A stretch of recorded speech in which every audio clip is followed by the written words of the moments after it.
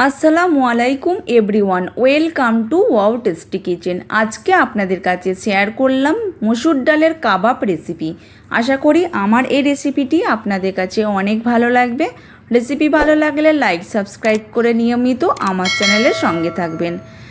তো এই মসুর ডালের কাবাবটা এতটাই মজাদার আর এতটাই লোভনীয়, ভাত রুটির সঙ্গেও পরিবেশন করতে পারবেন।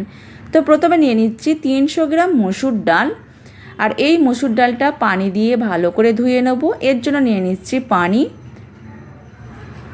ডালটা ভালো করে ধুয়ে নিচ্ছি।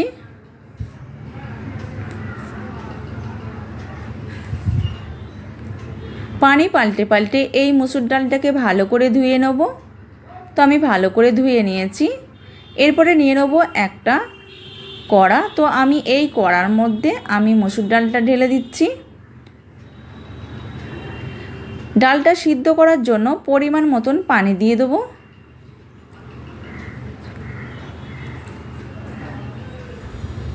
হাফ চা চামচের কম হলুদ গুঁড়ো, 2টো তেজপাতা, ঢাকনা বন্ধ করে দেবো। ঢাকনা বন্ধ করে দিয়ে চুলায় বসিয়ে দেবো। গ্যাস অন করে দিলাম। তো বলক আসার অপেক্ষায় থাকবো। তো বলক এসে গেছে। আমি এরপরে দিয়ে দেবো হাফ চা চামচের একটু বেশি আদা রসুনের পেস্ট দিয়ে ভালো করে নেড়ে নেবো। নেড়ে নেওয়ার পরে ঢাকনা বন্ধ করে দেবো। তো 15 মিনিটের জন্য ঢাকনা বন্ধ করে দিলাম। 15 মিনিট পর ফিরে আসবো। 15 মিনিট পর ফিরে এলাম। আর ঠিক ডালটা এই রকম সিদ্ধ হবে, একদম শুকনো হয়ে যাবে না, আর একটু হালকা পানি পানি থাকবে। সেই অবস্থায় গ্যাসটাকে অফ করে দিতে হবে।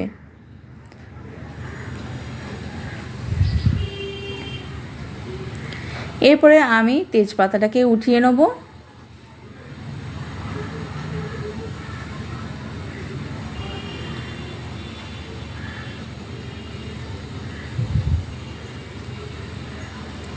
একটা পাত্রে উঠিয়ে নেব। তো আমি মসুর ডালটাকে একটা পাত্রে উঠিয়ে নিচ্ছি।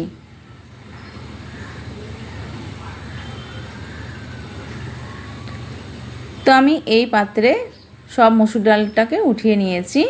আর দিয়ে দিচ্ছি উঁচু করে 1 চা চামচ আদা রসুনের পেস্ট, হাফ চা চামচ হলুদ গুঁড়ো, হাফ চা চামচে একটু বেশি লঙ্কা গুঁড়ো, জিরে গুঁড়ো ধনে গুঁড়ো হাফ চা চামচের একটু বেশি, জিরে গুঁড়ো হাফ চা চামচ, গোলমরিচ গুঁড়ো হাফ চা চামচের একটু কম, গরম মশলা হাফ চা চামচ, 2 চা চামচ টমেটো সস, 1 চা চামচ ডার্ক সয়া সস, 2 চা চামচ ঘি, স্বাদ মতো লবণ, নিয়ে নিচ্ছি 2টো মিডিয়াম সাইজের পেঁয়াজকে কুচি করে নিয়েছি, দিয়ে দিলাম। আর ধনেপাতা কুচি 1 কাপ, আর 5-6টা কাঁচামরিচ কুচি। এরপরে আমি ব্রেডকে আমি গুঁড়ো করে নিয়েছি, আর সেই ব্রেড দিয়ে দিলাম। আমি ব্রেড এখানে 2 কাপ দিয়ে দিলাম। দিয়ে ভালো করে মেখে নেব।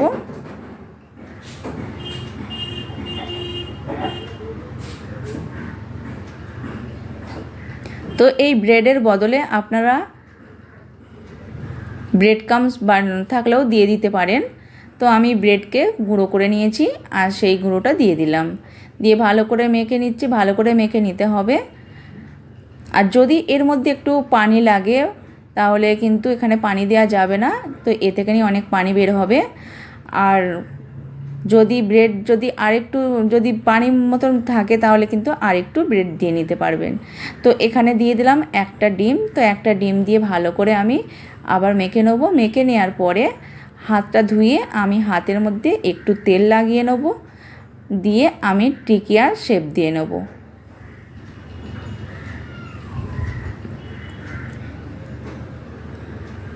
আর এই মসুর ডালের কাবাবটা এতটাই খেতে ভালো লাগবে বা ভালো লাগে, আপনারা একবার না বাড়িতে তৈরি করলে আপনারা জানতেই পারবেন না। আর আমি এই রকম শেপ দিয়ে নিয়েছি, আর ডাইরেক্ট আমি এই তেলের মধ্যে ছেড়ে দিলাম। তেলটা আমি আগেই কড়া বসিয়ে দিয়েছিলাম, আর এই প্যানের মধ্যে তেলটা গরম হয়ে গেছে। আর এই রকম গরম তেল খুব তেলটা গরম হয়ে গেলে কিন্তু এই কাবাবটা ছাড়তে হবে।